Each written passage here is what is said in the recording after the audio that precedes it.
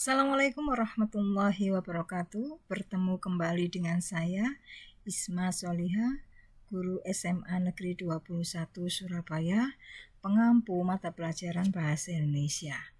Pada kesempatan kali ini, saya akan menjelaskan presentasi saya tentang teks cerita sejarah materi Bahasa Indonesia kelas 12 semester ganjil.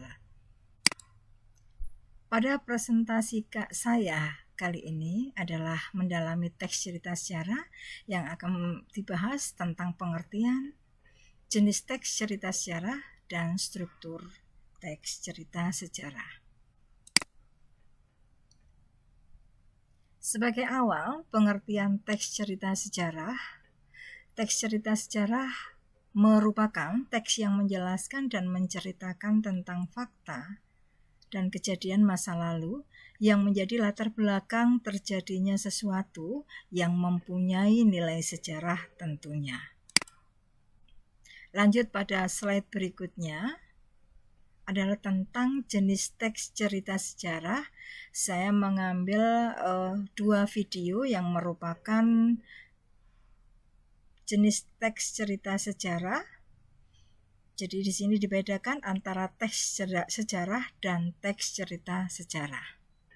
Saya coba untuk video teks sejarah.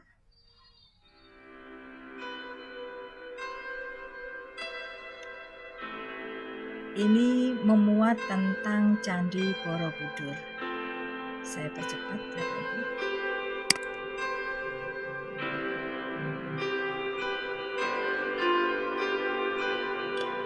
Baik, ini sejarah tentang Candi Borobudur. Saya lanjutkan dengan teks cerita sejarah tentang Roro Jonggrang yang merupakan awal berdirinya Candi Prambanan. Saya coba video saya.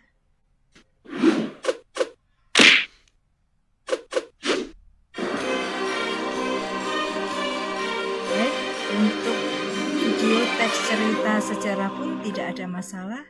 Saya lanjutkan pada slide presentasi saya selanjutnya adalah tentang struktur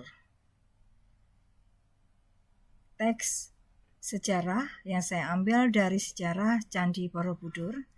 Struktur ini dibagi menjadi 3 bagian. Yang pertama adalah orientasi, yang kedua urutan peristiwa, dan yang ketiga adalah reorientasi.